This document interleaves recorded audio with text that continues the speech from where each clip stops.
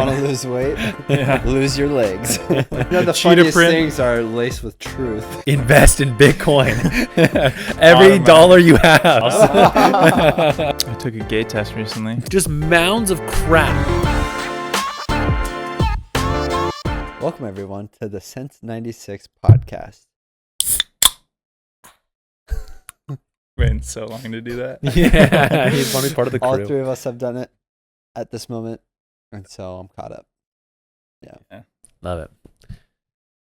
All right. We're going to jump in with, since we last spoke, talk about the weeks, get into some tips, some listener questions, new little segment there, do our deep dive, and then get into a fan favorite amateur hour where Sam can redeem himself. But they don't know that because we cut it out of the last podcast. He did not. Oh, no. What? Bro, nobody wants to see that. Yeah, that's quality content. Nobody wants That's to see raw. that. Raw content. Nobody likes that. Someone flailing. People want curated, perfect content. That's what they want. Less polished, the better. Nobody wants raw stuff. Nobody likes it raw. So, Right? So Halloween was this last week. How was your guys' Halloween? Mine was fine. Not great, but not terrible. Did you hit the clubs? No, we were going to. Were you actually? No, I wish. That would have been fun. No, since we don't have kids, and we live on the second floor of a house, and so we didn't want, every time someone knocked on the door, we didn't want to have to go and walk down the stairs every time. Yeah. So we were like, let's just leave the house. So Jess and I. People are knocking the door, just. Yeah, please. Too bad. And we didn't go to. Turn all the lights out. Yeah, we turned off all the lights. We didn't get any candy. Those people. I know.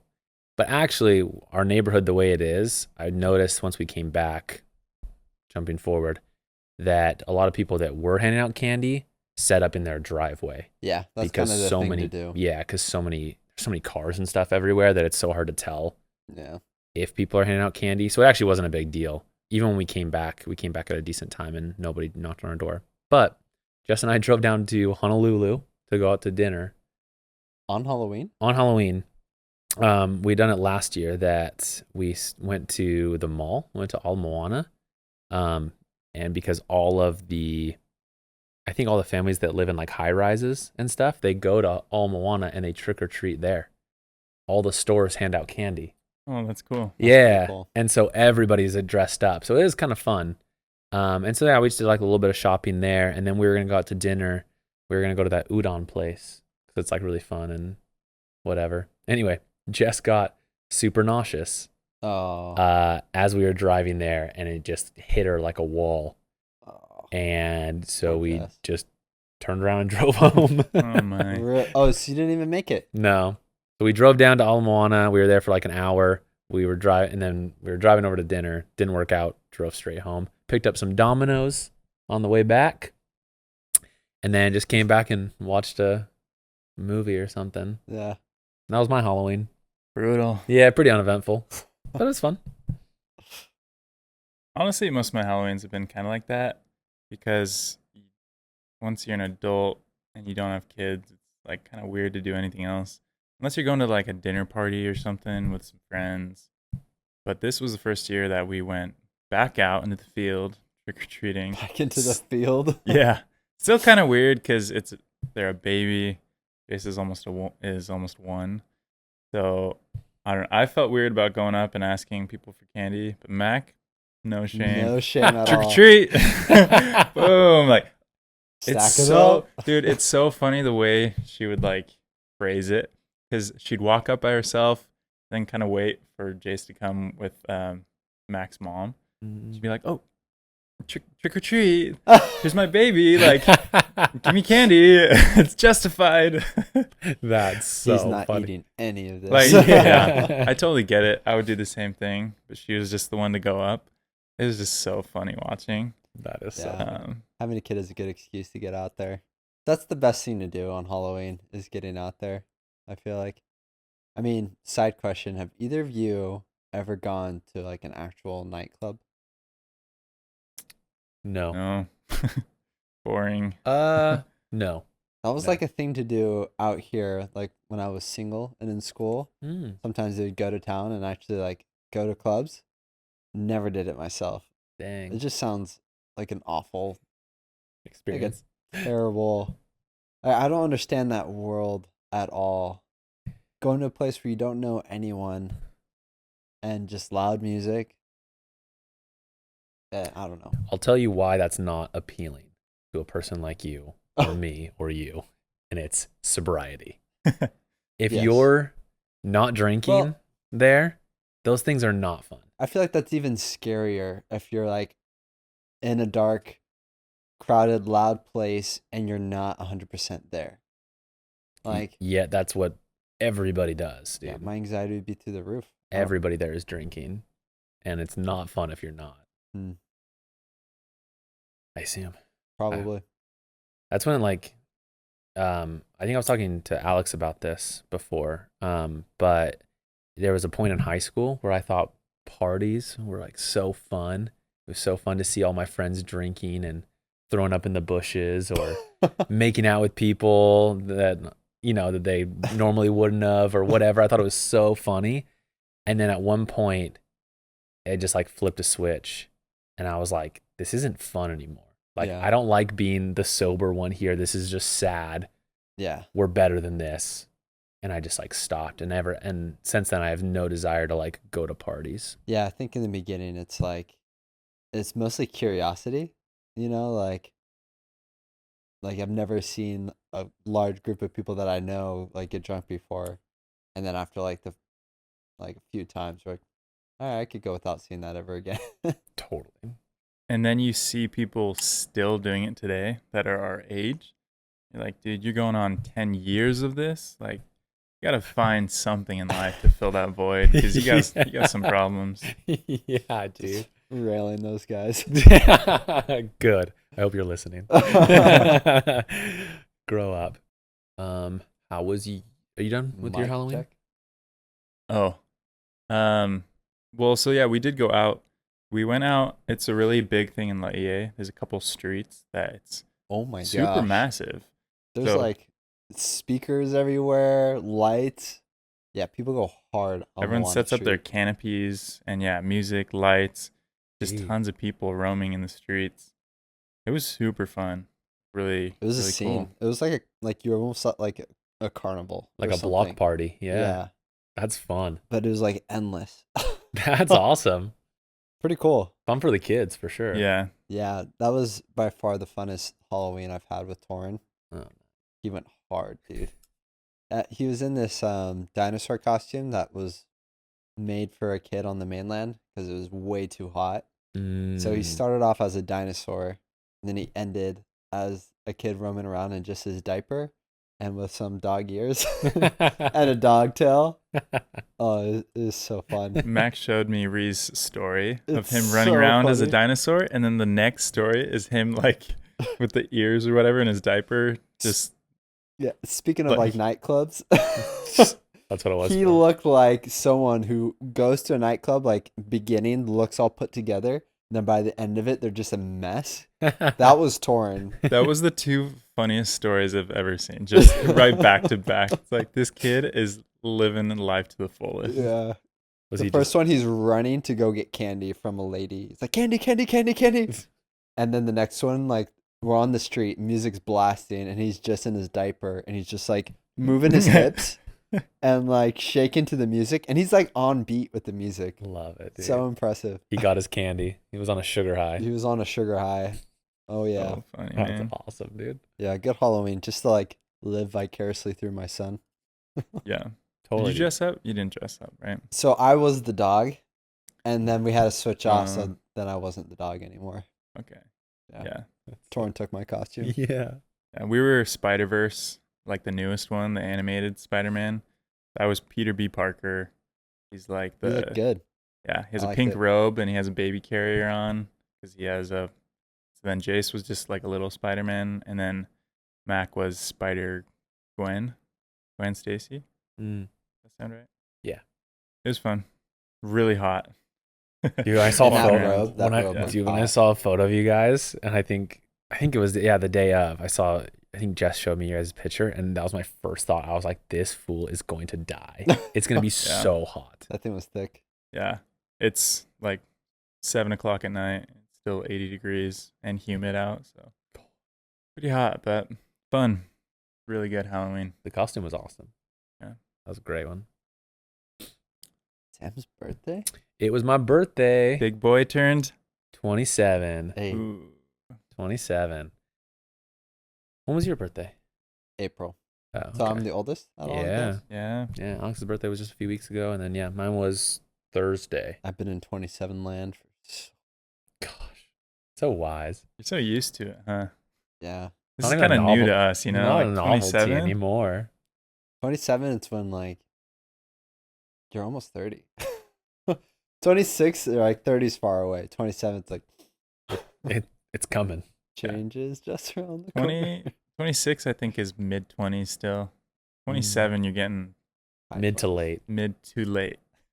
That's true because Mid too late. That's hard. Yeah. You're too late. Too late. I like If you haven't succeeded now, you will not. Yeah, right, dude. Which is so funny because I think about it all the time. I'm like, 27 sounds so old. But literally to everybody else who's older, they're like, shut up, you're still in your 20s. They would kill to be 27. and, Totally. yeah, our age. Do you remember being See- a teenager though, and like meeting someone that was 27? You're like, oh, you're basically my dad. Yeah. Yeah. You're the same age as my dad, right? Yeah. Give or take a year or two.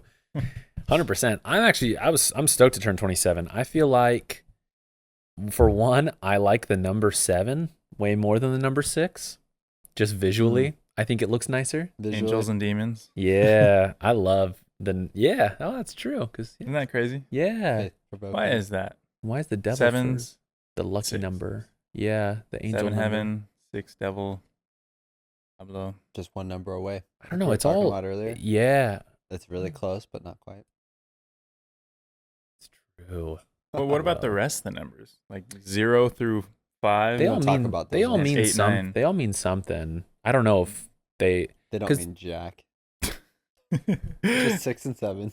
just. I don't know. I No don't in know. between numbers. There's something where they all have a specific meaning, but just visually, I really like the 7. I don't like the 6. Whatever, something about it. It's too rounded for me.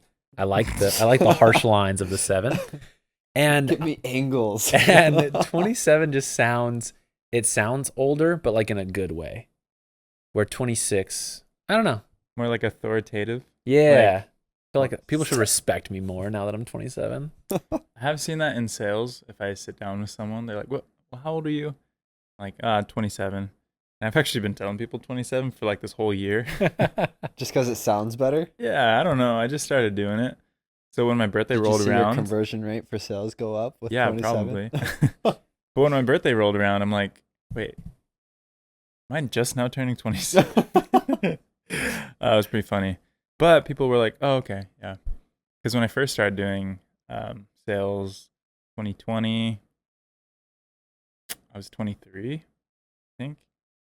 And people, Young. I did have a couple people, they're like, well, you don't have a lot of experience. It's like, okay, Dang. you know? Yeah, it's a big. Solar's a weird one where it's a big contract. So to sign something from a 23-year-old who just knocked on your door, Just doesn't feel right. as opposed to, someone in their early 20s as opposed to someone in their late 20s. Yeah, Hmm. yeah, buying like a a- $50,000 thing from 20-year-old as opposed to. Yeah, makes sense. people want to feel like you know what you're talking about or whatever. They're not just buying it from some kid. So yeah, for whatever reason, I really like 27. But birthday was good. It was funny. I said I was on the phone with my mom and dad, and I was telling them, they're like, "Oh, what did you do for your birthday?" And I said, "Oh, it was pretty low key. Made breakfast. We went out to the beach, surfed on my new surfboard, went out to dinner." And my dad was like, "Low key?" He's like, "You got to surf in Hawaii for your birthday." He's like, "Don't forget that." And I was like, "That's true. That Way is to a go, good point." Pops. Put you in your place. Yes, 100%. Every time I say something like that, they're like, "You're in Hawaii. Shut up." So it was a great birthday. I got to surf in Hawaii for my birthday. Hey, how was the new board? Good. It's small, So there's a learning curve. Yeah. So I would say yesterday was not my best day of surfing, but I was able to get up and catch a few. Weren't super pretty. That's a win on a new board. But yeah, I got up, which I was stoked about. I was like, okay, I can get up.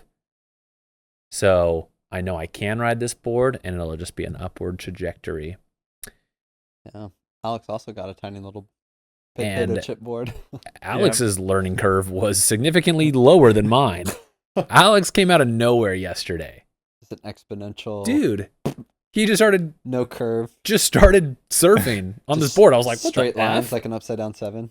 Dude. It took me a few waves of like not catching the waves, and so then I pulled myself further up on the board and tried sitting further in on the inside, and then just paddling harder, and then I was catching a couple waves, and I remember the first wave that I went to stand up on. The board was just so much smaller than what I'm used to.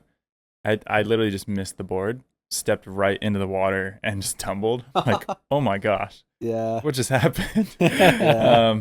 I think also because it's, I don't, it happens so fast when you're doing it, but, yeah, I think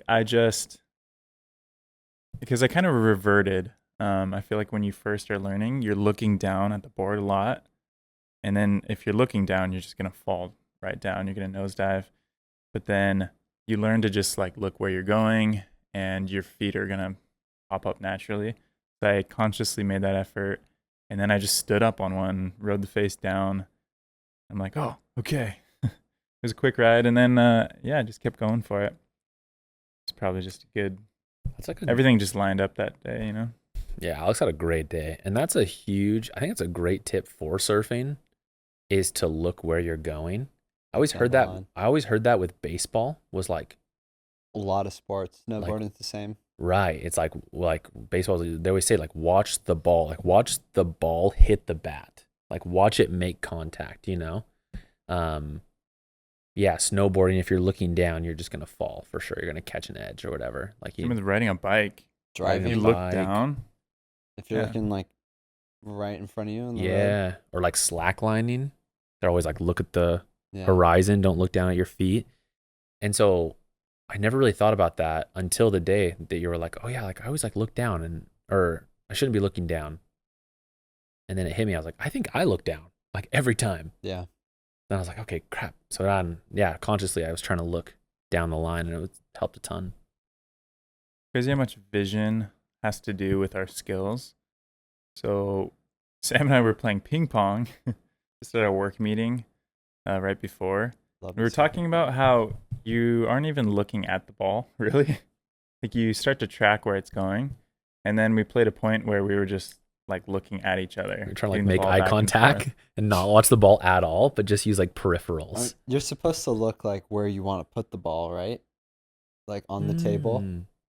And then you I can don't know. start, if your opponent starts to read that, you can look one way, but then hit it the other way. Yeah. Oh. I don't know. That's too advanced for me. I think we were talking more about defense rather than offense. So it's like Alex is hitting the ball, and then like right when he hits it, you can see like, oh, the ball's coming here. And so, yeah, you don't actually need to watch the ball the whole way. That like once it hits it here, you can just look, kind of where you're going to hit it next, and your hand just kind of goes to it. Yeah. Because that's a huge thing in volleyball. Once you get to an advanced level, you stop looking at the ball. So if someone's going to hit the ball and you're playing defense and you're going to try to dig it, you don't look at the ball, because by the time the person hits it, it's going to be too late. When they hit it and it's going more than 60 miles per hour, you just have a split second to get to where you're supposed to be. So you take your eyes off the ball, and then you just look at the person who's hitting it. And you can tell from the way their shoulders are facing, how their wrist is moving, like where they're going to hit it. So before they even make contact, you're moving to the spot on the court to like dig the ball. So it can make it, even like if me and Mac are just peppering, like going back and forth on the sand, You're already. sometimes she'll hit it and I'll dive out and just pop it up with like one arm. And if someone's just watching that, they're like, how the heck did you do that? How did you know? And you're just You're kind of reading body tracking it. language. Yeah, like when you put it like that, it sounds really crazy. Then like in practice, because you're always watching their body language, it's almost like a subconscious reaction at that point. Oh yeah, you're not like actively thinking about it. Yeah. Oh, what's he doing? What's he doing? You just like react. Yeah. So crazy. Yeah, I was talking about that with or I was telling Alex that in high school, the only really good player on my water polo team was our goalie. He was the only one that like had what it takes to like play after high school. Who's that? His name was Ben Worley. Oh, Wooly? Worley. Wooly. No, Worley? Worley. Worley. Wait, do I know him? Ben Worley. Yeah, not Anyway. Worley. He was a legend. He was the nicest guy, but he also was an insane goalie, and that's what he would always say. He's like, I don't look at the ball at all. I look at like eyes and body language. And he's like, and I can tell, because it's the same thing with water polo. You can start looking one way and throw the other. Yeah. But he's like, I can always tell if your body language and your eyes aren't meeting up. And it was just, he was insane. I mean, it literally felt like he could read your mind. He would block things that I've just never seen in my life. It was insane. Not against Agora, though. Not against Agora. Bunch of Mechanical armed. dude, F those fools. Gosh dang, Agora. But yeah, great birthday. Great birthday. Do you want to go next about plumbing? Yep, I'm pulling up some pictures to show Oh, you guys. no. Gross. We just had a plumbing nightmare. Dude, thank goodness for plumbing. And I'm so glad we live in the time that we do, have working toilets, and that they work 99% of the time. But the 1% they don't, oh my gosh, horrendous. Oh. And so there's a plumber at our house right now fixing this. But we noticed like the toilet got clogged. It wasn't really flushing, whatever, tried to plunge it. And the water would fill back up. But then all of a sudden, like some water started coming up out of the bathtub. Nothing crazy, just a little bit of water. Like, oh, that's a little weird. And then the toilet wouldn't flush. And then we're like, okay, this is bad. So we borrow a snake. I try snaking it, probably 4 or 5 feet down. Not really working. And so we decided it's time to call like a real plumber. Landlord calls a real plumber, and we're waiting. And then last night, I think Mac went in there to grab something, and she's like, oh my gosh, smells something horrendous. Dude, check this out. Oh. Can you see this? Like someone. That is sewer water in your bathtub. There's floating. No. Yeah, I'm gonna lose my lunch. No. There's floating turds. No. That's disgusting. Your discretion is advised. That's not even the worst of it. And then the water went down. And all that was left. Oh my gosh. Literal just mounds of crap in your bathtub. Yeah, just pounds of crap. Literal crap. Literal pounds of crap. Literal. The bathtub. Like, What did you do with it? so Where you bathe your child. I know, That's jeez. So our landlord Clorox bleach. is cleaning it out right now. Your landlord is? Yeah. What a And champ. The plumbers are snaking the whole thing. So as far as I know, they're getting it fixed. I'll give an update next week. But I'm pretty sure, I mean, she said she's going to try to wash it like 3 times. Bleach that thing bleach to it. hell. You might just borrow some like You might have to flame move. blower. I have to and move. just, pack up your things. Yeah, I'd get say out just of there. call it. Even just knowing that it's Move there. to the it's like, mainland. Yeah. Have this. dude, moving out. So yeah, it's just crazy. Yo, another Once- reason why Buy Homeownership? SpaceX tickets. Sorry. no what? Oh, like Buy to Mars. SpaceX. Go to Mars. Go to Yeah. Mars. Another reason why homeownership is not all it's cracked up to be, I'm sure, for that landlord. Yeah. So honestly, that's what was going through my head. So we just recently replaced an AC unit in our place in Utah. Cost us $9,000. Kind of sucked. But then this happens here, and they're having to remove the whole toilet, snake down, because it's a big problem. Oh, they removed the toilet. Yeah, because Dang. he came last night or Shoot. yesterday, and he's like, this is a bigger problem than I thought it would be. And the whole time I'm just thinking, man, it feels good to be renting right now. It really does. Dude, 100%. Let's go renting. That's when it's the best. Is when Yeah. something like big happens and you're like, not my house.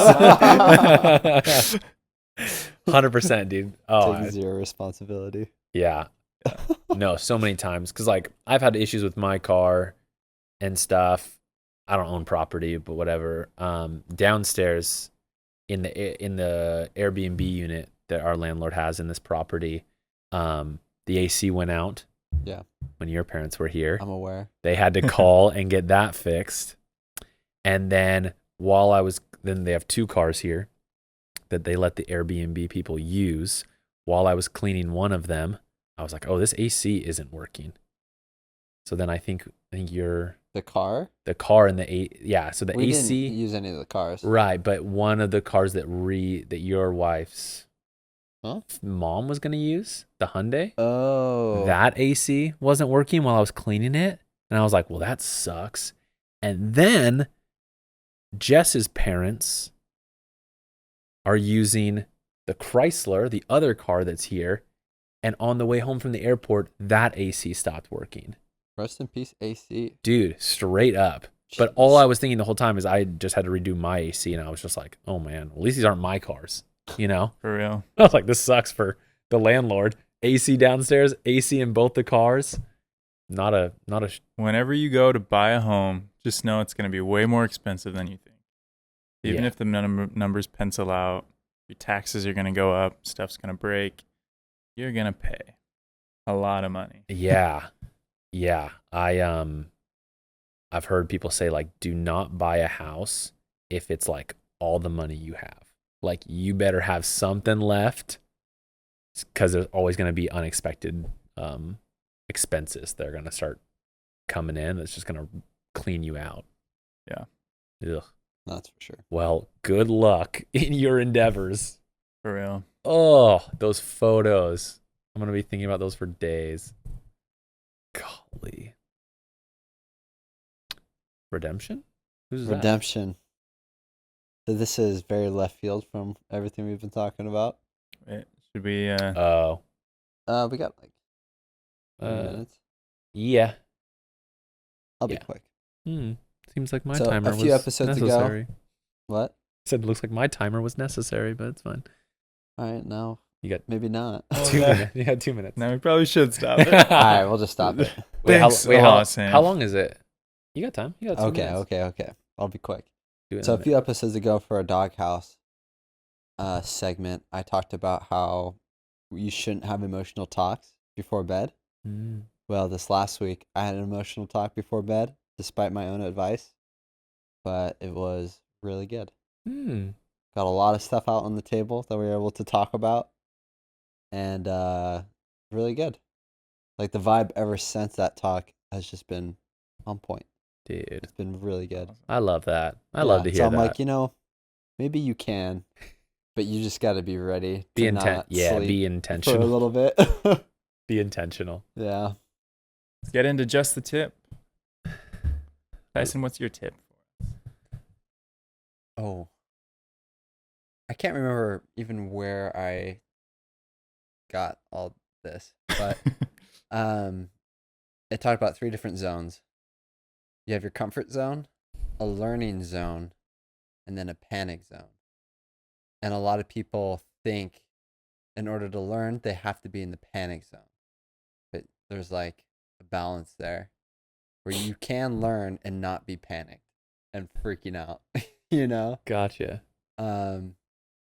Yeah, that was just like a different way of thinking. Like, it's, for me before, it was a dichotomy versus this like trio of like, it's either I'm not learning anything or I'm full blast out of my comfort zone, just getting destroyed. But there's like a learning zone where you don't have to have like your anxiety through the roof. Gotcha. Like that. Yeah. Yeah. So like, It's hard, but How do you're you, not. how do you turn a situation from the panic zone into a learning zone? So thinking about it with the example of working out, Alex said this the other day, but he never goes till failure with his reps. He'll Mm. always be like 2 reps away from failure. So failure is the panic zone, where it's like you're defaulting to bad form and everything, and it's like, your muscles are actually giving out, and it can be detrimental from there. But those like 8 reps before failure, that's your learning zone. Gotcha. And in comfort zone, you're not moving any weight at all. You're just chilling, sitting on the bench, scrolling through Instagram. It's a great example. Okay, So- I get Felt like that. that was a personal attack, but yeah. Yeah. Ouch. But moving on. That's good. No, it's cool. I No, like that. Personal attack. No, I was joking. You're I don't even steering away have from the social panic media. zone. Oh yeah, Yeah. yeah. That's my tip for today. Find the learning zone. Love it. My tip is focus on systems, not goals. So if you think most people, like 99% of people, all have the same goals. We all want to be rich, beautiful, have power. Have power. Just be powerful. It's true. NFL, all 32 teams, their goal is to win the Super Bowl, Yeah. right? Like, Yeah. what else would their goal be? 31 of those teams are not going to achieve that goal. And so they have, what's that, like a 97% chance of not achieving their goals. So if they focus rather on systems that are going to get them there, that's just a much better way of gauging success. Because if they're focusing on getting better at football, training, practice, watching film, all of the day-to-day stuff, if they're focusing on that, then they can win each individual day. And if you do that over and over, that's going to, in turn, like maybe or maybe not win them a Super Bowl, but it's going to win them more games, maybe win them, their divisional championship, all that. It's just in our lives, focus on your daily work systems, your workouts. It's not that I don't want to lose 10 pounds, because that's a pretty terrible goal. You just chop your arm off, and then you've lost 10 pounds, right? Solutions. Honestly. There we go. I know this great life hack. Yeah. Want to lose weight? Yeah. Lose your legs. It's true. But yeah, it's just focusing on the daily things. I like that.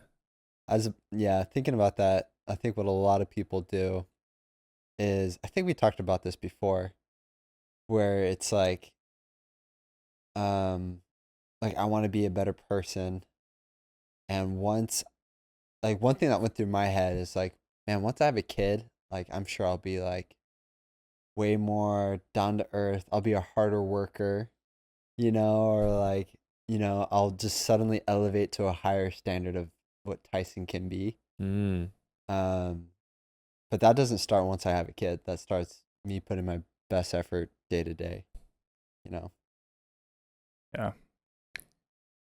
Plus, when you have a goal, if you achieve that goal, then what happens? You lose your 10 pounds, then you hit your goal, and then what? Like, then do you start eating all your sweets again and stop working out? Usually, yeah. Usually, most people. But if you're trying to just focus on your system and do your workouts a couple times a week, stay away from your sweets and sugars and just do those things, you're winning every day.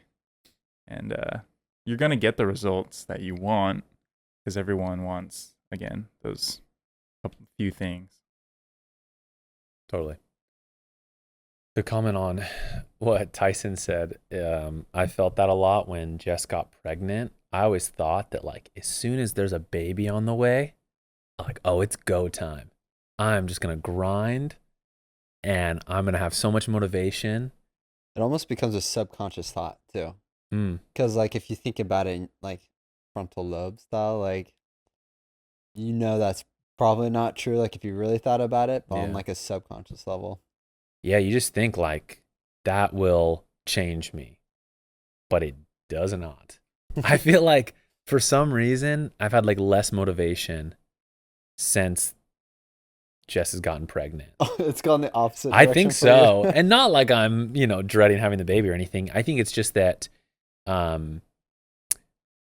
I just thought it would change and it didn't. And so it's almost like affected me in a negative way because I'm not being like intentional about things, about working or about like I thought it was going to be on the outside, like an outside force was going to help me. And then when it didn't, I think subconsciously like I overcompensated and I didn't do enough internally.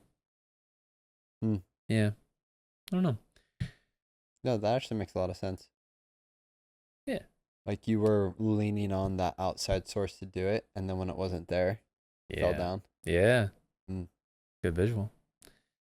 And that kind of, I guess, leads into a little bit of my tip. My tip is a pretty simple one, but something that I feel like is a constant struggle for me. And I think maybe even was one of your guys' tips before, but is positivity.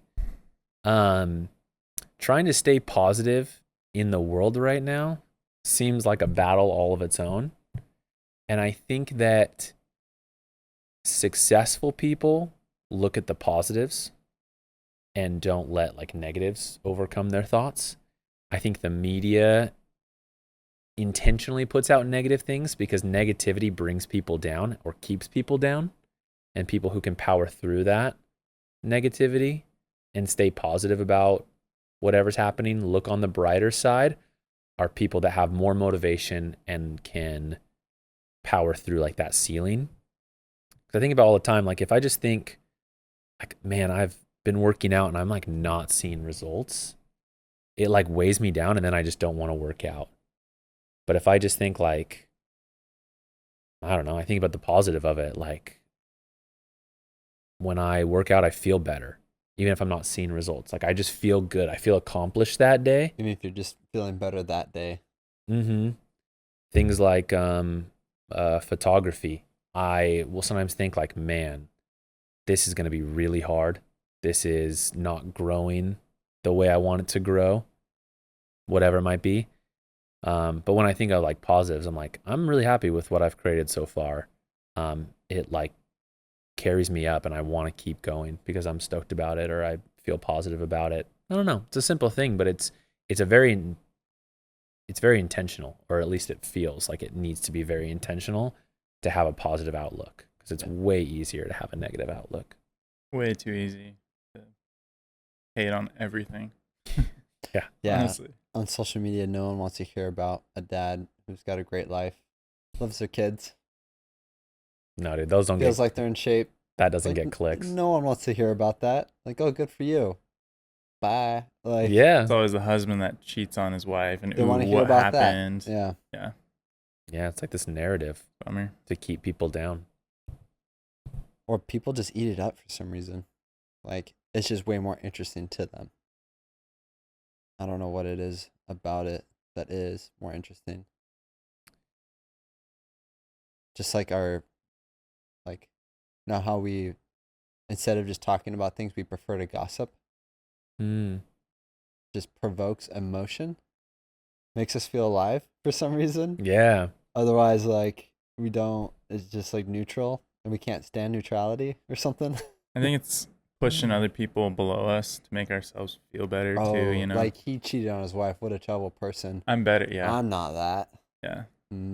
Instead of just trying to lift everyone and then a rising tide lifts all boats. Instead of that mentality, it's more of let me shove everyone else around me down so that I feel above them. But I haven't gone anywhere. And really, if you're digging a hole for other people, you're digging a hole for yourself. Dang. Yeah, 100%. 100%. It all comes back to pride.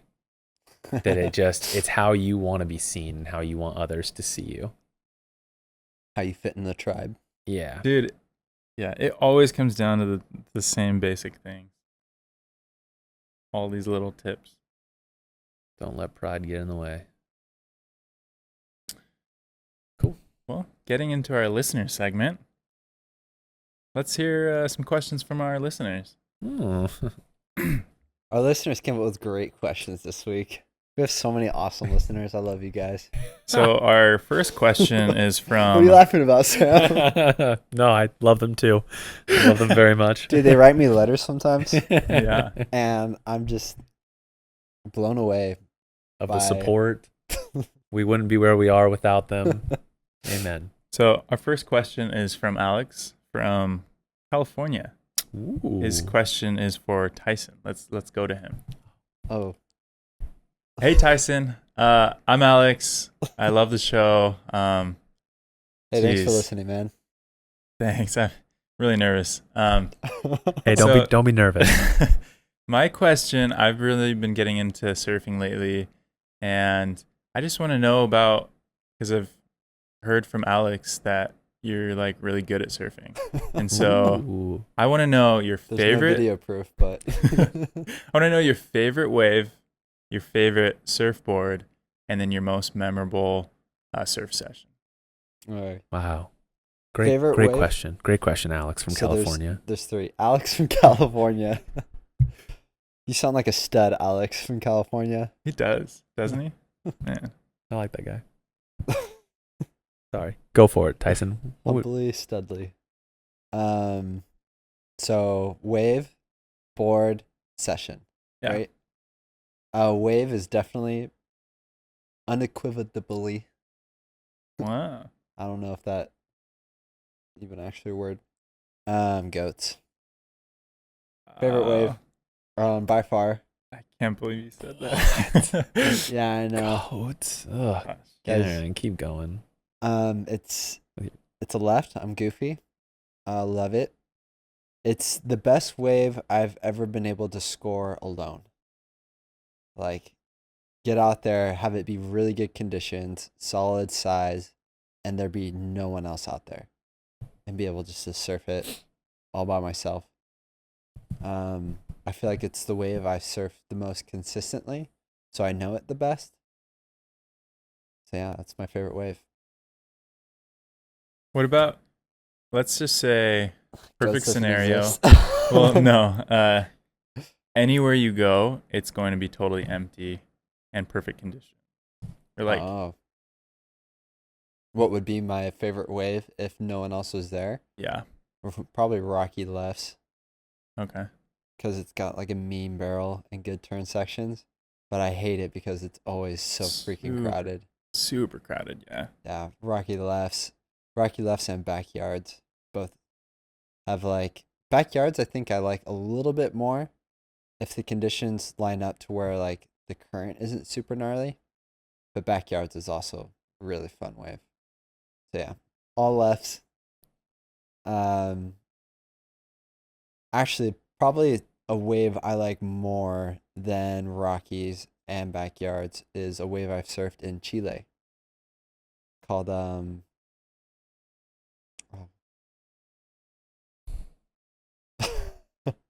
I can't even remember what the It's beach not was his called. favorite. He doesn't know. The Chile wave. The Chile wave. Because there's Pichilemu and then there's another wave, but it's like it was a left point break where the takeoff was rocky, but the inside was sand, and it had a barrel section, but it was a really long left, like way longer than Rockies and backyards, and gets good size, and like the whole environment there is super cool. Yeah, so that would be a number 2. Cool. What about the board? Board would be the board I'm riding currently, which is a Happy by Elmeric. It's like 6.0. Like it a lot. Nice. Yeah. What's the rocker like? So that one is like it's a smaller wave high performance board. And it's perfect in goats. It's got a good amount of rocker to handle the tight sections. Yeah, and it's just been as I've gotten better and better at surfing, that's been the board that like when it goes under my feet, I know exactly what it's got to do, and I can do my best surfing with it, which really matters with the board. As long as you're doing your best surfing with it, Cool. you know, it makes you feel like you're killing it. That's all that matters. Amen. Love it, dude. And favorite session was a session alone out at Goats. Where seriously, I had some wrapping turns that like I've never done with anyone watching. Oh, was this the Christmas time one? Yeah. That's always how it is, dude. Yeah, like I think part of it too is when no one is watching, you can like really like loosen up. And like I just had some turns where like I wrapped it all the way and like the fins released as I was like coming back towards the wave. And like I can still remember the whole feeling and sensation and like feeling it all the way through, just being like, this is surfing. Dude, That's so cool. the best it's I hate it, but it's so true that like the best surf sessions are when no one's watching. Yeah. It really is how it is. There's just zero pressure. And like for my birthday, Jess's parents and grandparents are out and they were like, "Oh, we want to come watch you surf." And it was my first day on a new board with a crowd. And I'm just like, "Oh, please do not." But I didn't want to be rude. So I was like, "Yeah, for sure." And you know, they weren't really getting in the water because the waves were big. So they were just underneath our little shade, just watching me the whole time. And I'm just like, Cameras out. no, luckily not. Jess really wanted to bring That was my family the last nice week. Camera. Yeah. My mom was sitting on the beach with her thing. Just Oh, that's recording. awesome. Yeah, and I was surfing pretty close to where we were surfing the other day. Mm. But luckily I had only like 30 minutes to surf. And it was one of the few times where I actually like my surfing felt really good and I was doing good turns and they were all there to see Love it. that, And I was dude. like, oh, So cool. That's sick. Because usually never people, happens. they just see your wipeouts, the worst ones, and then the one wave you get that's super good. Did you see that? I saw you like That is totally go over the falls and your board flew up. that is the tale as old as time. Oh, I'll just be like the one wave of the day that I'm just like, you know, ripping on, just actually just riding it, cruising, having a great wave, and I look over and Jess is just like talking to Mac or something, and I'm just like, no. I go in, I'm like, did you see that wave? Like, oh yeah, I saw it, like where you like fell. I'm like, no, what? No. Were you like, ate it? Yeah, or you like just look like a chump? No, the good one. No, I didn't see that one. Awesome. I swear it took a while for Mac to finally like actually see me on a wave. Like I don't think she probably believed that I like That you could stand up. up for a while because I'd be out there for 2 hours and catch 3 waves. And did you see that wave? Yeah, that was 4 seconds long. Out of 2 hours, like, did you see it? She's like, no, Yeah. of course not. Oh man, that's funny. Before I moved off island and then came back, I was body surfing a lot. And I actually remember one wave at Gas Chambers that was like the longest wave I've ever had body surfing.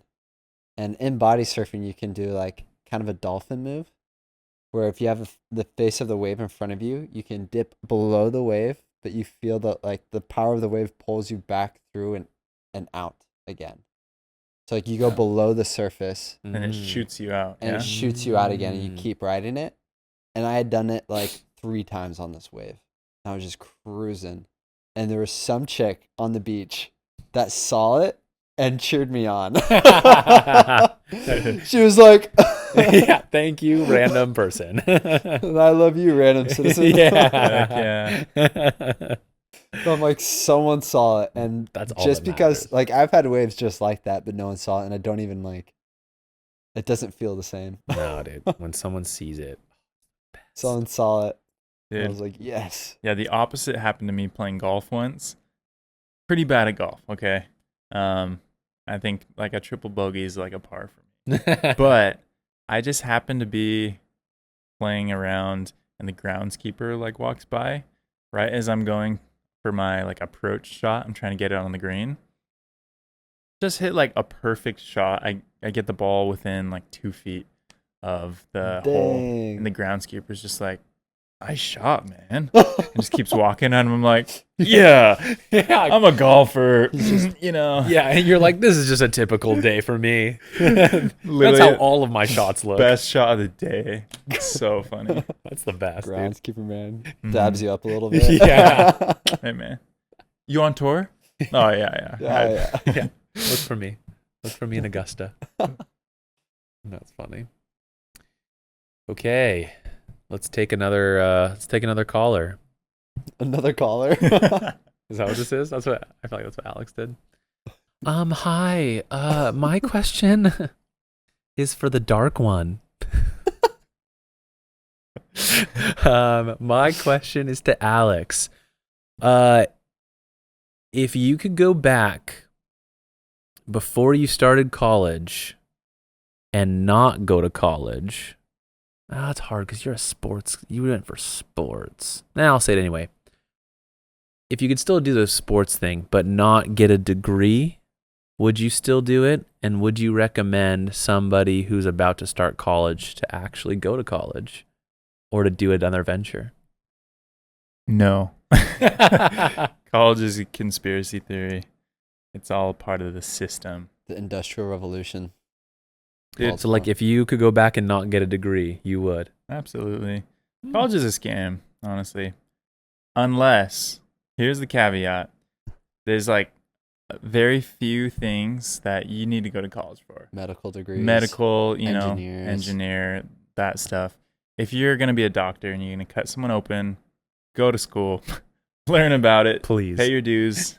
Please, yeah. Like MBAs. Oh my gosh, business scam. stuff. Dude, because here's the thing, entrepreneurship.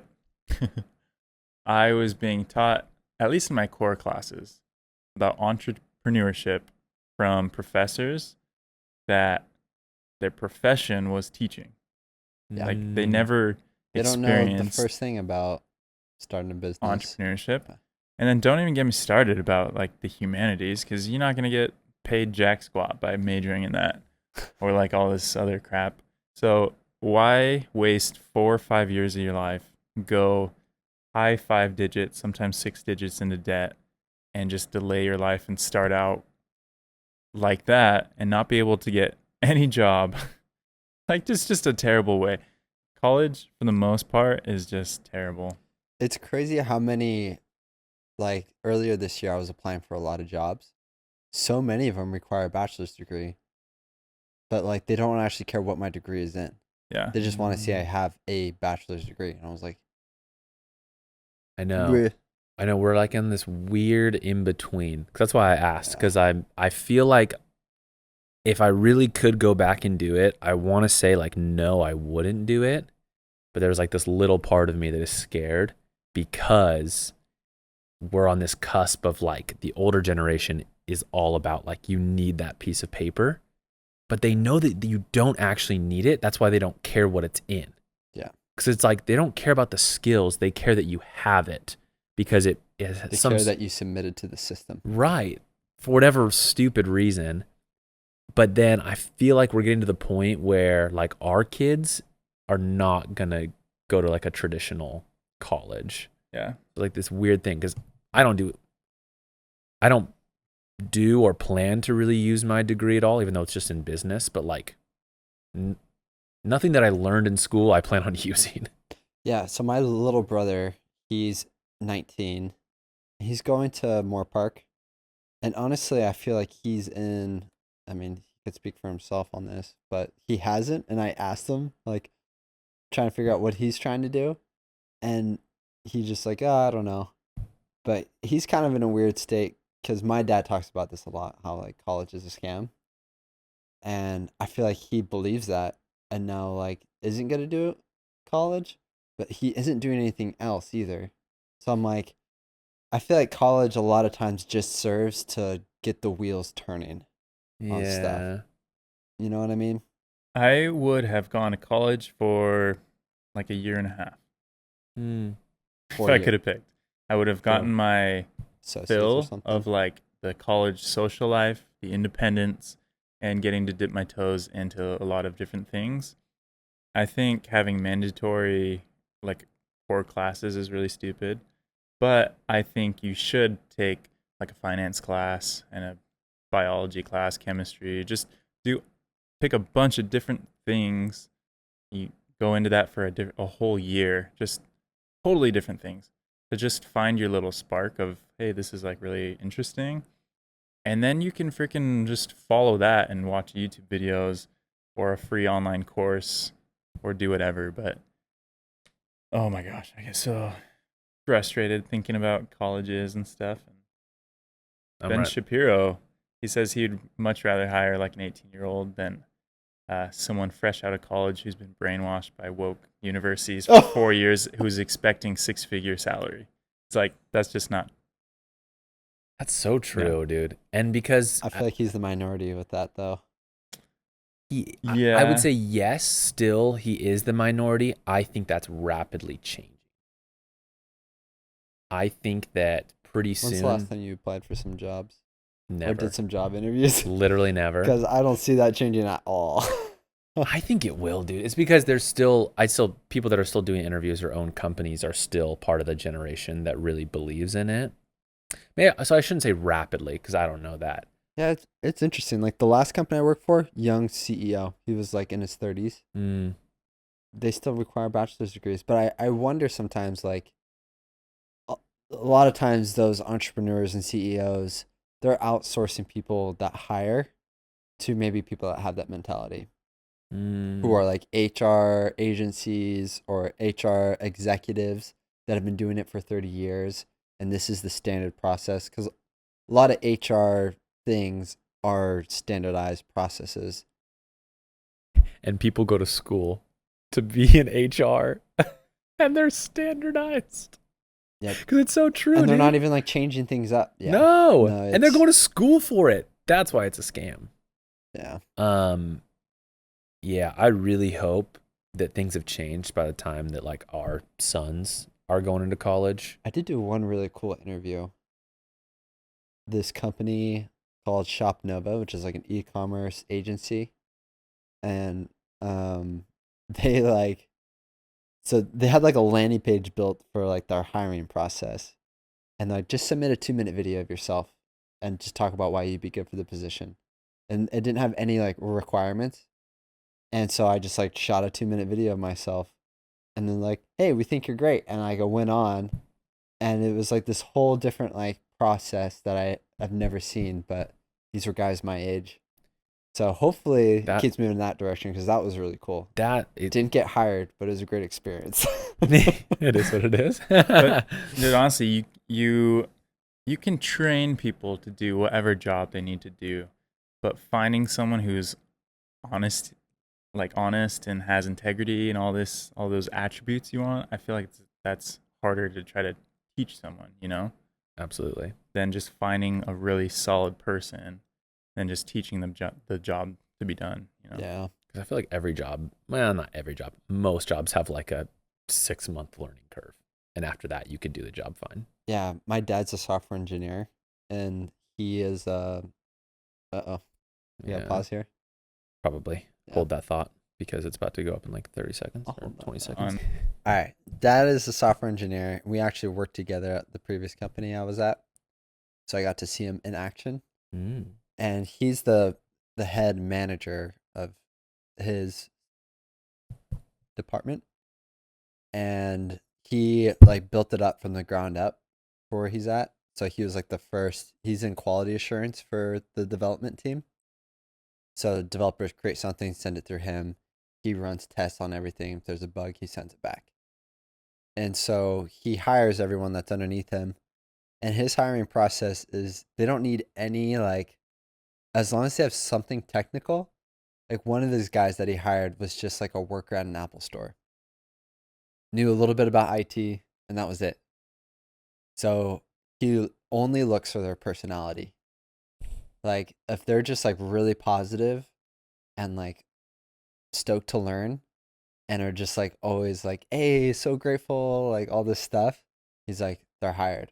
And he's built this team around it, and his team won an award in the company of like most collaborative, like best sentiment in the team than like anyone else in the whole company, because he's just like hired people that he thought were great people over their abilities or qualifications. Yeah, and he's always kind of had that mentality, and with some companies it works out, like the one he's at now, and other ones it doesn't. Like, have you ever heard of GoodRx? Yeah. So he was the QA guy there, and they were like really gnarly. Like they had a developer that helped build Snapchat and like really like intense, and they were only trying to hire people with like abilities. like, do they know how to like build AI, like all this crazy stuff. And while he was just looking for like quality people, personality wise, and they just went head to head the whole time until he like left the company. Dang. Other stuff with that where he lost out on like $5 million worth of shares. Really scummy thing that they did. Dang. But they covered their tracks with the paper trail. Yeah, pretty gnarly. Oh, this is your dad? This is my dad. Poor That's a story for Jimbo. another time, though. That's crazy. I was gonna say shout out to GoodRx because they're the reason that I've kept my hair. But Really? yeah, because I get like my hair medication through GoodRx. Yeah. And makes it really cheap, which is nice. I mean, it's a great company and everything, but they're scuzzy. But F them. Yeah, because they did it to him like a ton of other people. Dang. So basically, before they went public, they had a lot of people had too many shares in the company because they like give them shares as part of the bonuses. Yeah. And so they just like slowly got rid of all these people, covering up the tracks with performance reviews and all this stuff and then they went private after getting rid of or they went public after getting rid of those people, and shares were like $50 a share. Oh my God. And he would have been like multimillionaire. That has got to hurt. Oh, that would keep me up at night for the rest of my life. Yeah, I think it did for a while. But, the obstacle is the way the company is at now. Like, quality of life is so much better for him, and he loves it. So that's good, dude. Good for him. Money isn't everything. You can't put you can't put a price on quality of life. Definitely not 5 million. Dang. In summation, don't go to college. Love it, dude. Go to like community college, or don't go bankrupt over schooling. Don't go into debt to go to school. Yeah, I agree. Love it. All right, this listener question comes from a wee lad from a small town in California. Ooh, another Californian. Wow. Yeah, California meets Hawaii. Why are all of our listeners from California? I don't know, but doing aggressive marketing there. All right. That's where the algorithm's hitting, I guess. So this one's for Sammy boy. Okay. What would you tell your high school self if you had 3 minutes to talk to young Sam? Oh my gosh. Bitcoin. Invest in Bitcoin. Every dollar you have, put it in Bitcoin. I love how there wasn't even a thought. It was just like, Bitcoin, rich, money's not everything but money. I just got done saying money isn't everything. My call will be 10 seconds. Like, invest in Bitcoin, and then when did it crash? 2022, and then pull everything out in 2022. When it's around 60,000 per Bitcoin, yeah, get out of there. I would literally say invest every dollar you have into Bitcoin until you hear the words NFT. And then pull everything out, because that was the cutoff point. I really would say that. But other things that I would say that didn't have to pertain to money, yeah, don't go to college. Go. I know. Is it bad that all I would think about? My first thought is all just like stock market stuff. Like, buy property right now. All right, let's step away from that. Yeah. Non-financial, just Sam, one-on-one. What would better his life that you could tell him now? It's so hard because, yeah, my first thought is like all these things to avoid. But those things made you right. And then you had the whole thing of like, well, but would I still be the same person if I told him things that would in my head would save me in the long run, but would that actually not save me? Your classic time travel movie. I know. Right? Where you go and then it affects the future. That's That's so hard, dude. Or don't go to college, and then you're just like a bum on the street. Yeah. Frick. Like you feel yourself like getting oilier. Right. And all of a sudden you're like, I mean, go. Yeah, I go to college.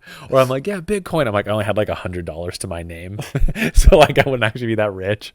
I wouldn't have a college degree. You have like $1,000. Yeah, like dang it. I don't know, that's hard. Do you guys have something? I want to open that up to you guys and I'll keep thinking. Would you guys What tell would you yourselves? tell? Yeah, what would you tell yourselves that maybe isn't financial?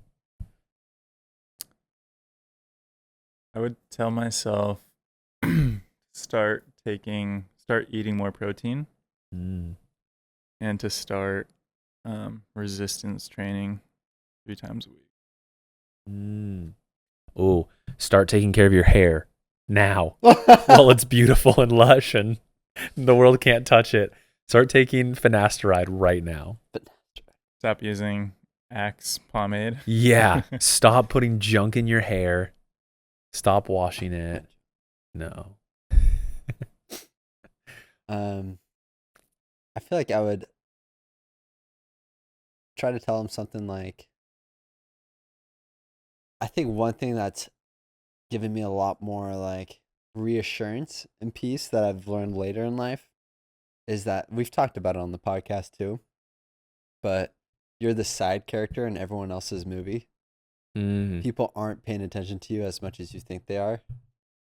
And I think that just remembering that and learning that earlier would, because just those little stories you tell yourself, that, oh, that person's thinking this about this thing I'm doing, or like those random little anxiety things that were totally unnecessary and don't better you at all in any way. Yeah, so learning that at a younger age. I think I would tell myself, like, don't stress so hard about like school. Like don't stress so much about assignments. Spend more time. Get degrees. Yeah, like you're gonna graduate. Like, do the bare minimum. You're gonna graduate. Whether you try hard or not, you're probably just going to BYU, Idaho. And they let everybody in. Sam's like, be lazy, dude. Like, just like chill out. Well, just like Enjoy life. just make more memories. Like spend more time with your friends and your family. Enjoy not having responsibilities. Like I feel like I just started stressing out at a young age of like, oh, college and jobs and going on a mission and all this stuff. And all that stuff, like looking back, obviously mission was great, whatever. But I was just stressing out about things that like don't even matter anymore, You know what's interesting about that? I was just thinking like, you would tell your high school self that, and then the 45-year-old you is probably going to tell the 27-year-old you the same thing. So true, because I was also thinking like, don't like be inside less. Like get off your phone, go to the beach more. Go these cool places in California that I just little things like I never even went to until like I left. And then I was like, man, I never even did that. And so now on trips, I'll go and like find these cool places that I hear about in California and stuff. But when you live there, you just take it for granted. Yeah, dude, go live more when no one's relying on you and your parents pay all your bills and that's what I would say. Tell yourself, look, dude, you have nothing to stress about. In 10 years from now, Yeah, you might have like some stress, but you're allowed a little bit of stress. Right. And I love what Tyson said of like, nobody cares. I think I would tell myself that too. Like, stop worrying so much about what other people think, or like, you're not going to talk to any of these people in 10 years. You're just not. Like a few, which is great. And the ones I have kept up with, and I didn't think I was going to talk to you ever again. oh, Here dude, you are. straight up. Honestly, dude, when we left, I was not expecting Then I to. was chilling on Hukila Beach one day, and Sam's like, hey. I know Yeah. you. Huh? Yeah, dude, you're just like not gonna, these friends that you, not like to not be close with them, but just like don't stress if they like think you're cool or not or whatever. These people you just pass in the hallways. You just care too much about it, High school, you just think that everybody's looking at you and everybody cares. Everyone's gonna judge what you're wearing that day. No Yeah. one cares. Nobody cares. Future you doesn't even care. I don't remember what I wore. No. Didn't care at all. Or don't care at all.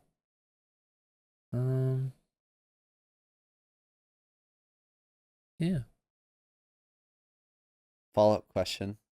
If you could go back in time, would you start selling solar?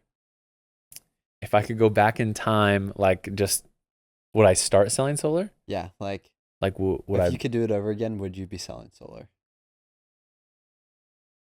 And if not, what would be your alternative? Oh, no. 100% no. I was thinking like, well, it's what got me to Hawaii and all this stuff. No, I would go back and I would start doing photography and content creation, and I would be all in on it. filming weddings, 100%. I think about it all the time that I was really into photography in high school, and then I just kind of always thought like, you can't make a career out of that. And then I go on a mission and I can't come back and there's all these young people like who do wedding photography and videography, and they're traveling the world and they're making these awesome videos. And then not like I want to be an influencer, but a lot of them like turn into influencers. They gain this huge following.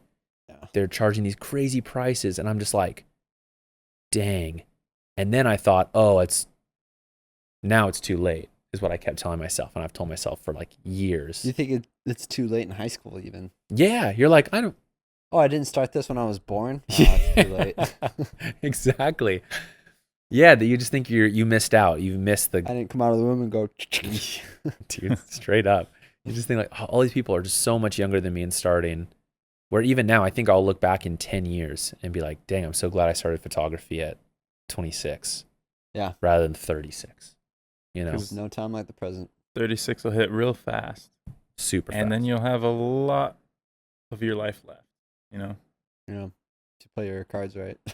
Hopefully. We hope. Yeah, so no. Statistically speaking. No, dude, I would never get into door-to-door sales. If I could go back, I would start something of my own way earlier on and try to break the cycle of going to college and trying to get a job.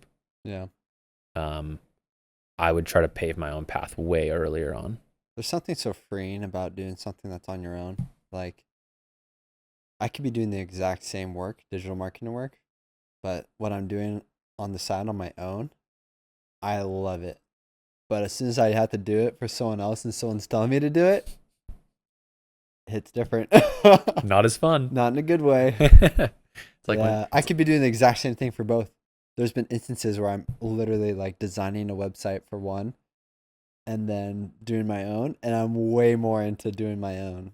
Not because I'm getting paid more either. I'm actually getting paid more for the other one. But it's that it's yours. Yeah. the freedom. I mean, Sam, that's a huge thing in sales, because we've talked about how we sell someone else's product, different company and a different product. And it gets hard sometimes if like you start believing less in either of those two things, the product or the company. And so even though we have the sales skills, negotiation and all that, communication, closing, if you don't believe in the product, it becomes near impossible to sell. Dang. But then all of a sudden, if you find something like photography that you love, selling yourself, where you can believe in yourself and control the product and control everything, then sales becomes super easy, All I have to do is sell myself. Dang. Totally. Yeah, I would take all these skills and I would funnel them into myself rather than into someone else. I would do that at an earlier age when I didn't have a wife and a kid on the way, that I'm like, because there's always that in the back of your head. I think all of us feel that, and I'm sure everybody does in this situation, that I want, like, you would want to just quit your job and go all into digital marketing, but like freelance, but the bills they stack up really quick, and I need an income now. I don't have time to build this out for 2 years. Yeah. But if I would have started, when I was like going to school, I was putting all this money into school, I could have put all that money into like photography and building it up, and I could have easily paid my bills just living like by myself or living with like a bunch of roommates when it didn't matter, you know? Dude, if you're just by yourself, you only have to sustain yourself. You can It's crazy. sleep anywhere. You can mooch off other people. Dude, my rent was $350 out here. Yeah, you can But I was just. basically homeless. It If you guys saw the house I was living in, was basically outside. it was basically outside. The door, my bathroom door, literally didn't close, but it was on the beach, and I could see goats every morning when I went poo. I would sit down and look out and be like, "Oh, goats looks good today." Oh my gosh. It was in Laie? Yeah, it was in Laie. It was a few houses down Hukila Beach. It's all nice and renovated now. It's not even there anymore. Oh, gotcha. But it was cool. Is some of the roommates that were there with me started a company and actually bought the houses after they renovated them. No way. That's the company my wife works for now. Whoa. Mellow. Yeah. It's And they bought those houses and now it's like super nice. We went there during their work retreat and it's like so nice and renovated. I'm like, dude, this is like a full circle moment. Like, this is so cool. That's awesome, dude. Like, we were here as college roommates paying like $350 a month, and then they like started that company and bought a house on the beach. It's so cool. fully believe if you're a single adult, no dependents, you have no excuse. They're both single guys, so Of course. I know, because I look back, I cannot believe the amount of money I was able to live on. Oh yeah. Being in Rexburg, Idaho, which is super cheap. Okay, even cheaper. Yeah, it was so cheap. I mean, honestly, dude, $350 is crazy cheap a month. I think it's so hard because in Rexburg, you pay by the semester. Oh. Yeah, it's really weird, but you pay by the semester, which is like 3 months, and it was like anywhere from like, I mean, you could get really cheap stuff of like $800 to $1,500 Wow. for the semester or whatever. So I'm not good at math. I don't know what that breaks down to, but a couple $100. Oh, but I just think about that because then once you were paid, you would just pay the whole lump sum in the beginning, so you didn't have to think about that for the rest of the semester. And then I was just like donating plasma and making like a couple $100 off that To eat your PB&Js. Yeah, to buy my grocery cart full of carbs, and just lived on that. And it was just crazy what you're able to do. And so yeah, I'm so mad at myself that I didn't try harder. I funneled all of my efforts into the school system when I should have been funneling them into me. But I'm trying to change that now. Well, we just got deep before the deep dive. Dang. Prepare yourselves for this. Yeah. Do you want to maybe at least explain it? Yeah. And then we'll see how much we can get through. I'll give a little explanation. So, Alex, when we were like getting into all this, we wanted to find good examples of podcasts, and one really awesome podcast that we'll have on the show sometime. Shouts out to you guys. Shoot my shot. Love it. The Manifesting. Mind Pump guys. Have you listened to any of Mind Pump stuff? Only one time when I was in the car with Alex. Okay. Shout out to Mind Pump, one of my favorite podcasts. Yeah. And quickly becoming one of my favorite podcasts as well. I've only listened to 2 episodes, but I'm getting hooked. And this last episode really hit home. It's a really good episode. And I think it was part of the reason why I had that redemption night, because I'm like, this guy's speaking true. I need to talk about some of this stuff. But it was all about anxiety and how, like, what anxiety is. And these are all like guys kind of like us. They're dads. They're way more, I mean, they're not kind of like us because they're like Successful. Stronger, more successful, older, just more seasoned, whatever. yeah. They're They're future us. Yeah. future 45-year-old Love it, dude. us's in the future, but they're awesome. Good people to look up to. And it's cool just to see their perspective on everything. And a lot of what they talked about really hit home about being a dad, about handling anxiety, about being a husband, and all that. And I wanted to dive deep on some of it, some of the stuff I learned. We could talk about it. and see, because they're more seasoned and we're less seasoned. What can we dig up from it being less seasoned? Hmm. You know, Yeah. with fresher eyes, maybe. Like it. Yeah, that's great. Let's get into it. Yeah. Yeah, I don't have a child They yet. only took 2 minutes. Oh, no, that's great. I mean, we can just stop it and then keep going once we. Okay. But yeah, I don't have a kid yet, but I'll give my perspective on having a pregnant wife and being a husband for the last 3 years. Yeah. So one of the big things that they talk about, and I'll just explain it here. The guy's name is John. I don't know, but they gave like an intro to him, and he has like 2 PhDs or something. And I was expecting kind of like a nerdier voice when I was listening to it too. And then this guy just sounded like he was a Navy SEAL or something. So I don't know like what his full background is, but he seemed a lot more down to earth than I was expecting than someone with like 2 PhDs and like just really Not like just a accomplished. scholarly person, just a regular guy. Yeah, like as if I was just talking to some dude on the street. But his whole thing is he doesn't like talking about anxiety because anxiety is just like it's almost just like this coin term that everyone tries to use. Like, oh, I have anxiety. And like Like an excuse. yeah, kind of like an excuse. And he talks about how he gives an example of the fire alarm in your house. So a lot of people hear the fire alarm and that's anxiety going off. And they go up to the fire alarm and unplug it with whatever means they can. So what that looks like in real life is I have anxiety, I'm just going to watch some Netflix or I'm going to scroll or do anything I can to just get out of that room that has that fire alarm going off and get rid of that noise. But it's still going to be going off and you're still going to need to go into your kitchen at some point and cook some food because you're going to get hungry. And so he points at this like the fire, you can't get rid of the fire alarm because it means there's a fire. And instead of focusing on turning off the alarm, focus on putting out the fire.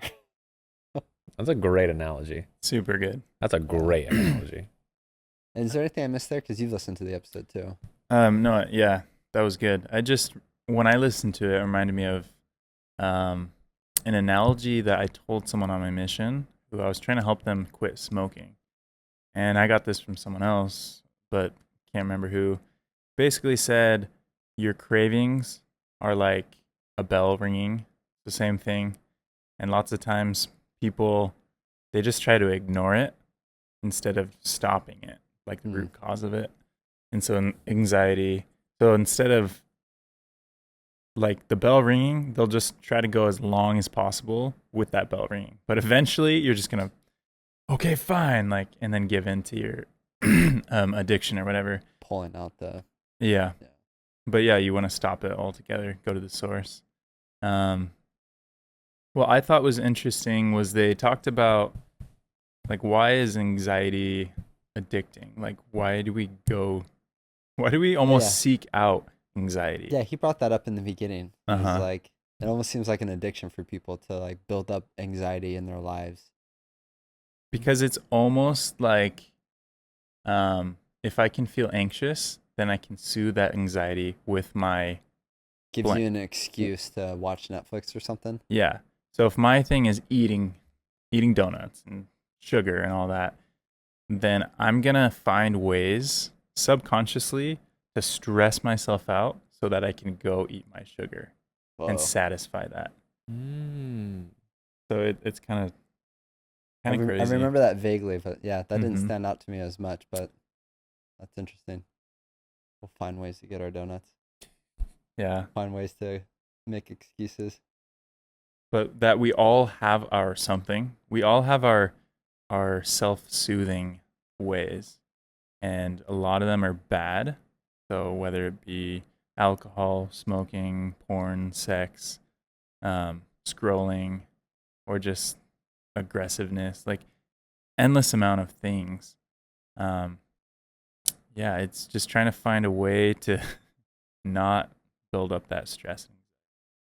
They also talked about how there's good things that become that source, like success and working out and all of that, also gets into that cycle.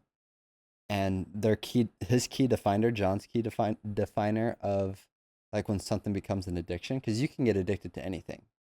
You find your workaholics and like people who work out so much and so hard that they make themselves sick, like bodybuilders that like end up having heart attacks because they've gone too far. And it's the defining moment is when it is hurtful.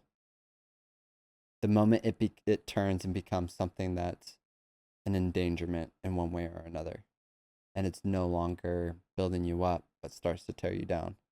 At that like peak, and you start going downhill, that's when it becomes an addiction, and you keep doing it. Like it's okay to like get injured or something, and then like you stop working out. But if you're like, I still have to work out even though I'm injured, okay, you're addicted at this point. Yeah, you have yeah, I get that. So I think it's all about finding good things to be like addicted to, because it's going to be harder, I think, in my mind, to find a good thing to get so overly addicted to where it becomes bad. Like for most people, if they just get addicted to working out, it's going to be a net positive for them, It's only going to be in those rare cases that like it's not, but way more than like watching TV, Yeah, I had a coworker in high school that was actually addicted to working out and had to like go to therapy, and they had to like take away his gym memberships. He had like 10 gym memberships. Yeah. And like the saddest part was he wasn't even like ripped. He wasn't big. Dang. Because I think because it was more about the feeling than it was results at that point, and it was detrimental versus helping. And so he had gone so far down the detrimental that it wasn't even like good for his physique anymore. Crazy. Yeah, anything good can become bad. Too much of a good thing. Talking about anxiety or the fires that promote anxiety. So I had a pretty cool experience after listening to that podcast. Or I took it to heart like immediately. I kept thinking about like, what is giving me anxiety right now? Because I was feeling it this last week. I was feeling it like whenever I came home for some reason. I was just like, what is causing this? And honestly, like I don't know if I have a solid answer, but I think on a subconscious level, I was reading that something was off with Ree, even though she wasn't saying anything, which she almost like always like speaks her mind, and she wasn't speaking her mind. So I like frontal lobe was saying everything's fine, but I was feeling anxiety to the point where like I couldn't fall asleep.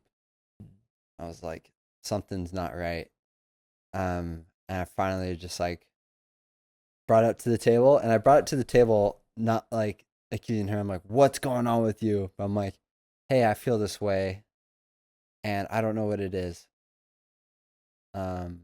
What are you feeling? And that's how I opened it up instead. And that was the redemption night talk. Nice. And then she opened up pretty heavy. I was like, whoa.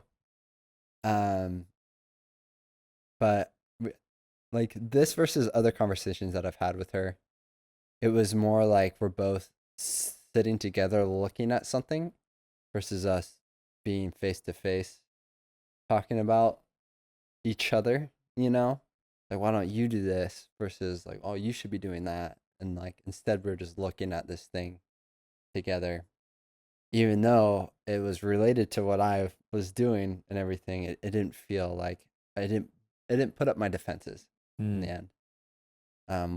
Which is really important, to not get defensive in those kind of conversations. And it was really good. We both woke up this morning and felt like 100% better. Like, I don't even know if we really like came to a solution, but like the anxiety went away. But just like being heard. Yeah. And getting it all out on the table. And literally the anxiety is just gone. Dang. It's like we put out the fire just by talking and being there. And when she opened up, I actually like put my hand on her. I don't know if you remember last time. She like opened up to me, and I just like laid there. And she's like, "You're not even gonna like try to comfort me at all." So this time I learned, and I put my hand on her, I rubbed, and just like made her feel comfortable, feel like I was listening and that I cared, even though it's just like a small physical gesture that went a long way. And yeah, today's just been like a total 180, and it was all thanks to Mind Pump. Shout out Mind Pump. Shout out Mind Man. Pump, because it just helped me become Pump. aware of the anxiety that I had, and Mm. been like, instead of just trying to drown it out with something else, trying to find this what it is that's giving me anxiety. That's awesome, dude. I love that. Yeah. Yeah, the older I get, the more I realize that life is the key to life, I feel like, is communication.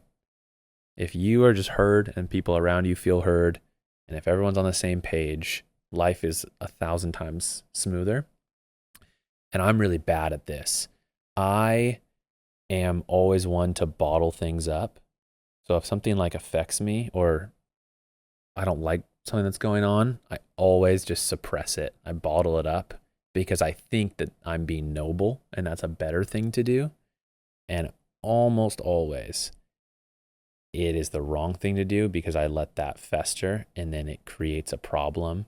Or when something arises, I have all this built up. So like that one situation wouldn't have been a big deal, but I have all these other harbored things, and not just to Jess, but to like everyone in my life. And then they kind of all come spilling out, and then you're really up a creek. But if you were just to communicate things in the beginning or in the moment, it seems scarier, but almost always it's so much better. They talk about that actually a lot in it too, in different ways that guys release a lot of that build up just by talking and communicating. And they talk a lot about how this is like the loneliest generation, and that we've kind of like created it within ourselves and stuff, because we're not like in a tribal situation anymore. When before, like, you would see and talk to your neighbors and stuff all the time. And they talked about how like guys that would like after work go with their coworkers and go get a beer or something and then go home. How that was seen as like really negative, but it actually helped them be better dads in the end, because they got all their anxiety and stress out and communicated with their guys, and were able to like kind of dump that all off, and then be able to go home and be an anxiety-less dad, and just be a full dad without having all that built up like you were talking about. Yeah, I feel like that's super important, that different people have different roles, like to whom you can talk about, because it is hard when you want to be open with your partner and just tell them everything. But if you're like really struggling in work or something, it's hard if you're just always dumping this negative stuff on them, because then it's going to be a negative experience for them. And I think that's why like tribes has been really good for the human population throughout time, and because you can depend on different people, and you can talk to like this group of people for Your local shaman. Yeah, dude. But just like what you were saying, going out with some buddies after work, grabbing a drink or something, and you kind of release all you can vent about what was bad about work. Dump about work, yeah. And then just go home and then be like, yeah, I'm good, you know? Yeah, like my wife will ask me how work was. I'm like, she doesn't want to hear about how work was. And she doesn't want to hear me complain about work. Yeah. Day after day. She doesn't want to hear about some like marketing estimates that I had to do, and like all the math and things that went into it, and what's stressing me out about it. Like, she doesn't like understand a lot of it, and then two, like, it's a lot of negative emotion. Yeah, Jess and I have tried really hard to get to a point, because at first I didn't really understand it. Someone who's been doing sales a lot more than me has, I feel like I've heard it a lot, where they say, I don't want my wife to know if I had the best, if I just closed 10 deals in one day, or if it was the worst day of my entire life. I want every day to come home and just to be like, yep, it was work, and just keep going. Ooh. Because, and at first I was like, well, if I have a really good day, I want to tell Jess about it. But the thing is if you just tell her the good days, then subconsciously she knows if I come home and I'm like, I don't really want to talk about it, she knows it was like a really bad day. And so I tried really hard to like be a lot more middle ground of just like, I'm home from work. Let's just not talk about work. Let's talk about like, I'm here now. Let's be here now. Because with sales specifically, there's a lot of ups and downs. And so being able to talk about that in other places, like at meetings and stuff, when you're around other salesmen, that's when a lot of times we'll get together and just be like, this freaking sucks, or that freaking sucks. Dump all your thoughts out. Yeah. Right. I But don't have a then, crew. yeah, but then when you, That's yeah, good. I don't have a crew. yeah, it's good. That's one Like thing me that's and my nice. manager, and I can't Ugh. dump on him because like He's like, shut up and do your job. he's like, oh, so like you want to quit or like Yeah. That's what it sounds like when we're with our like our sales team. It sounds like we're all on the verge of quitting, like that Not to day. protest. But we aren't. We're just venting to get it all out, so that when we do come home, Or even hit the doors. You're hitting it with less. right, you don't have that built up. At least you got it out. Everyone's like, yeah, I'm right there with you, but let's go make some money, and then we all go out. Yeah. Have you guys ever heard about the Harvard study that's like the longest study they've done, like ever, about like what things go, what is it? What factors lead to your like most longevity, like your lifespan? And the number one thing they found that factors into how long you're gonna live is your connection with the people around you.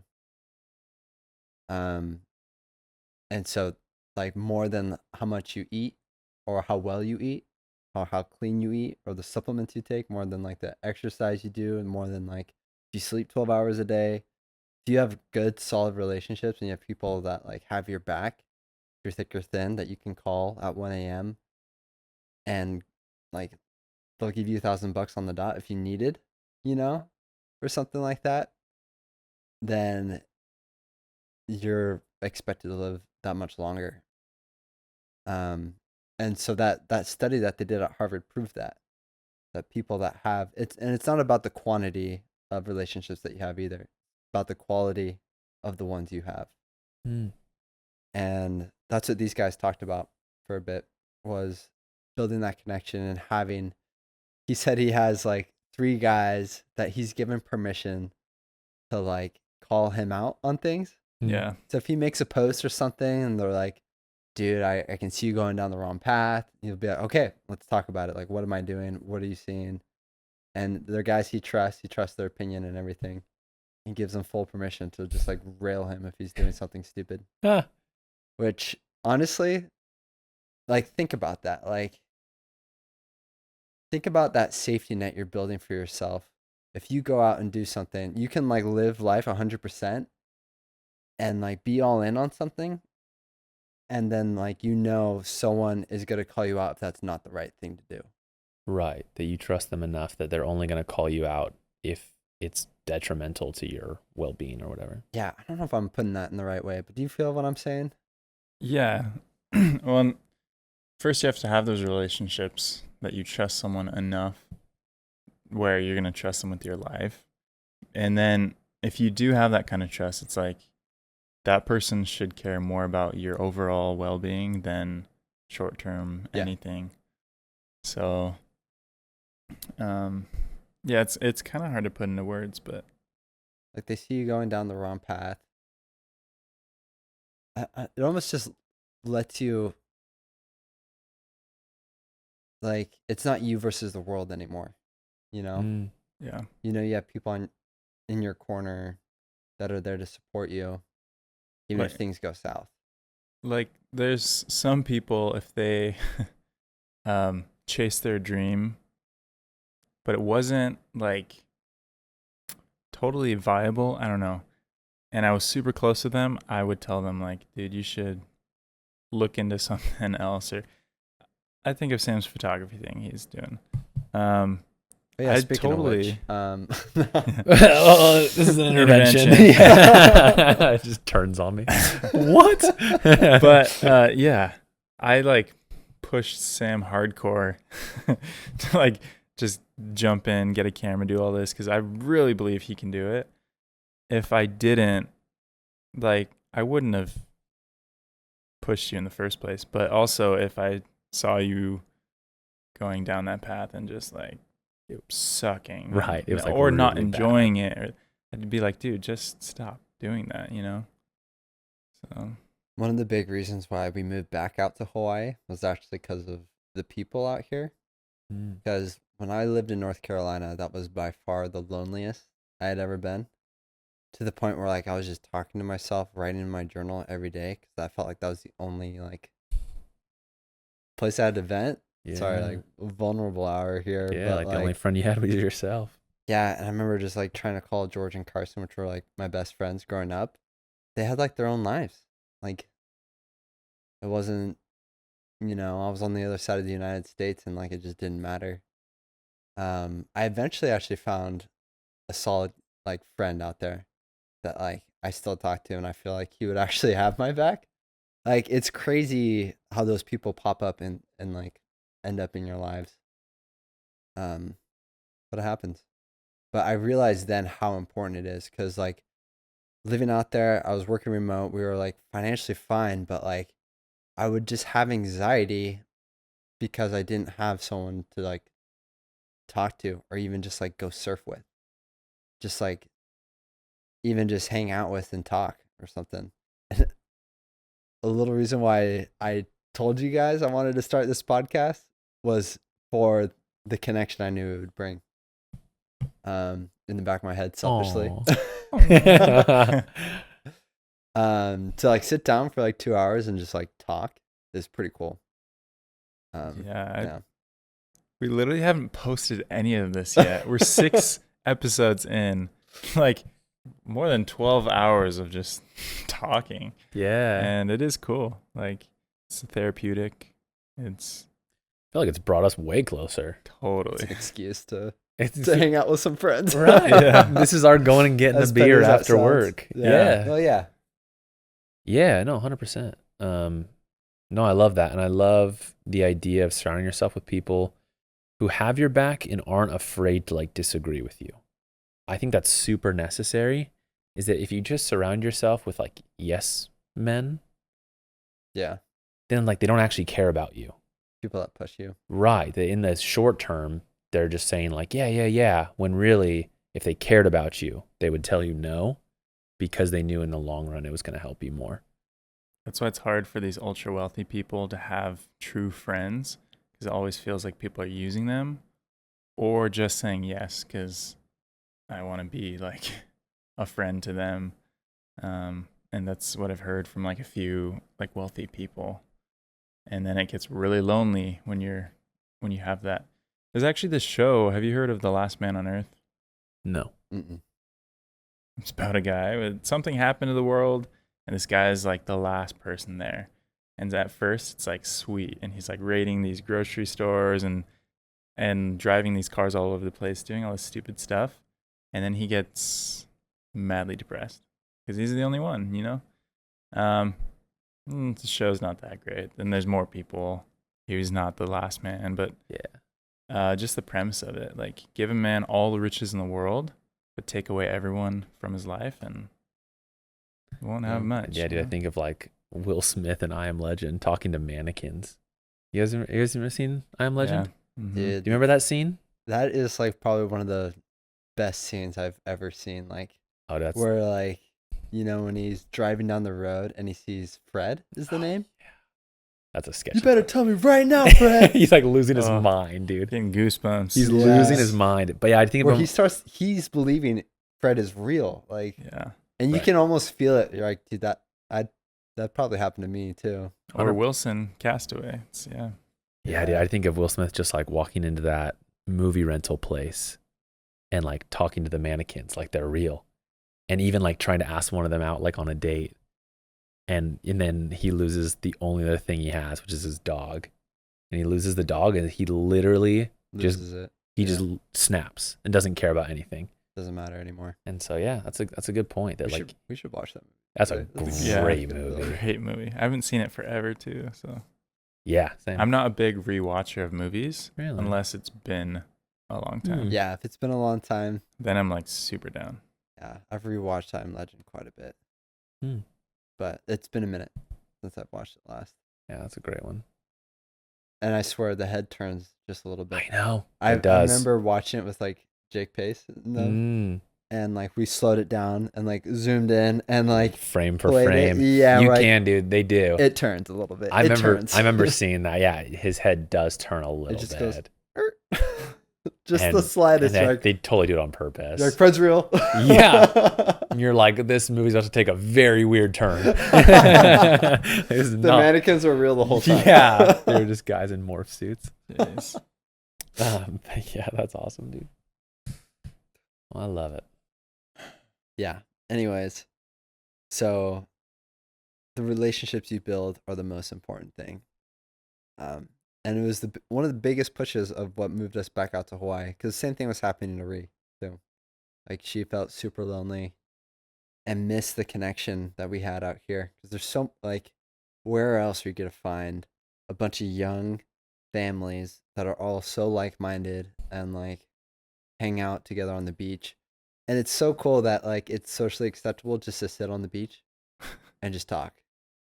But for some reason you do it at a house and it's kind of weird. You sit on the beach, it's like, oh, we're at the beach. Let's just sit and talk. And it's okay there, but it's awkward in a house. That's so true. Yeah. Yeah. Yeah. I've never thought about that. I think kids are a really good Excuse. buffer. Yeah. Where you're like, let's get together for a Play play date. But really, I But- just want to see you, man. Yeah, but really, you're like, let's just hang out. Dude, honestly, I miss just going over to friends' houses and just like hanging out. You don't even do anything. You just In sit high there school, and you talk. always just chill. Yeah, do it all the time. Just Oh, kicking man. back, Just dude. Dude, Yeah. I actually did that ever since I was in elementary school. Yeah. That was a big thing they talked about too on this podcast. All right. So we all look at the time. It talked about how your relationship with your kids used to be the most important thing in the kid's life before the Industrial Revolution and all of that.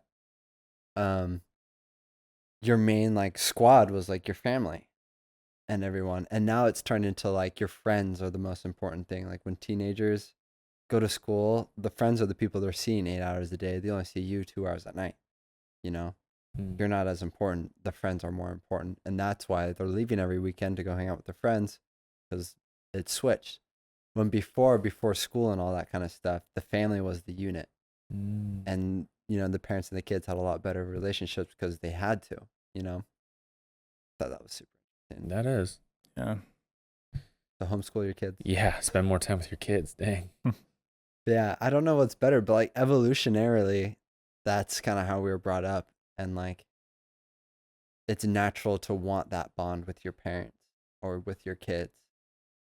But our environment right now is not conducive to that. But like I also love the relationship I have with my friends. So it's Yeah. kind of, would I be better off if I had a better relationship with my parents? Probably. Yeah, I think I remember my dad would always say, like, you got to get along with your siblings because at the end of the day, they will be your best friends.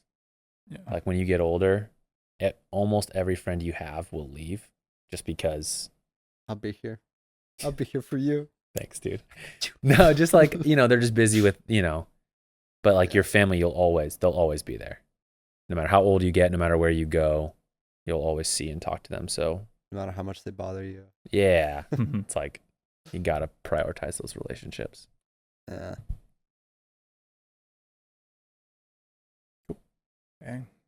Call it there. And then Well, we got 8 minutes. we got 8 minutes. All right. That was deep. Yeah, dude. Gotta Guess we wake up from that one. Get some comic relief going now. All right.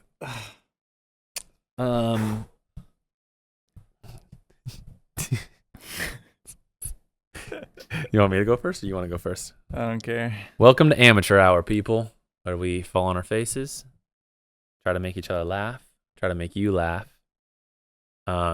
This is redemption week for me, but it's okay. half of comedy is flopping and then trying again. So today, instead of, I think a lesser comedian would say, "Oh, that form of comedy didn't work last week. You should try I'm gonna try something else." Nope, I'm digging my heels in, baby, and I'm going for it round 2. Let's go. All right, we're gonna see. We'll just flip over for the fun of it. We're gonna have Tyson be my my number 2. All right, so Tyson, Much better choice. can I borrow your phone? Can I borrow your phone? I don't need it. All right, I don't need it for something. All right. This is gonna be ridiculous. Okay. So, a quick shout out to the Almost Friday podcast. You're what inspired this a bit. So Tyson, you are just you. Tai. Yeah, you're Tai and Tai Schwarzenegger. I don't like the way you say Tai. I Let's do. change that to Tyson. Nope. Tai it is. Tai Schwartz. And you are at the urinal. You just drank a ton. So you have to go. You're not getting out of here for a minute. All right? So I'm currently. Has he started peeing yet? You have Midstream. just started. You are just getting Just going. relieving myself. You're going for it. And then I walk up. Oh my gosh. She needs a picture. Oh my gosh. This is not going to look good on camera. You got Hey this, man. bro. Hey man. Hey.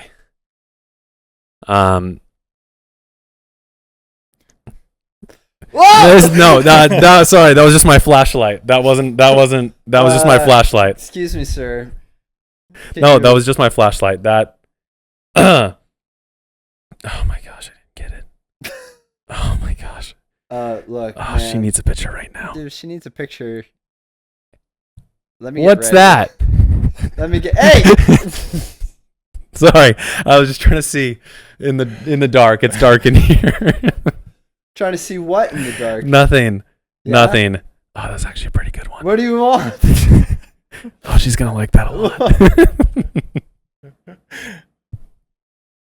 Cut. Much better than last week. Good job. I don't even know what to say to that. I had. Should I just flex? You're like, wait, let me get it better. Oh, good stuff. Well, thank you. Thank you for that. Thank you Imagining for myself in a stall just listening to that. You're like, what the crap? You're like, is everyone else okay out there? Ugh, All right. that was good. Thanks, dude. Let's go to yours. That way we for sure have time. Well, I took a gay test recently. Why is that funny? A gay test? What kind of 2023. Did someone make you take this, or did you take it on your own? No, I took it on my own. what kind of questions are on there? So, no, me and Mac were arguing. We got into it. She's been real sassy. And I just thought, dude, I'm over this. Like, am I into dudes? Because right now, I might be. This So- is not the time to come out, man. Dude, I Yeah. go online. I haven't told you the results. Come on. I go online. I search, am I gay test? And you would be surprised with how many tests there are online. Way more than COVID tests, I'll tell you that. So I go to the first one, and it's a simple website. Quick out of the closet test or something. Quick out of the closet? Yeah. Okay. Yeah, just stepping a foot out, just Yeah. testing the waters. And then it says Experimenting. take exam below. So I go and I click take exam, and a screen just pops up. It said, if you're taking this exam, it means you're gay. I'm like, I need a second opinion. So yeah. Cancel out of that. I go to another website, and here it says, you only know if you try. Local bros in your area will come to you. And dude, I don't want anyone coming to me, in me, or on me right now, because I'm just in discovery mode. So So sick. I got offline, and I actually do have this buddy who's like really confided in me. So he's a closeted gay, and I think I'm the only person that knows that he's gay. And so we had this long conversation and talking with him after, I don't know, like 30 minutes or so, and like a couple sore backs, he's like, "Nah, dude, you're not gay." And I was like, "Thanks, Sam." I felt it ramping up. Why is it always me?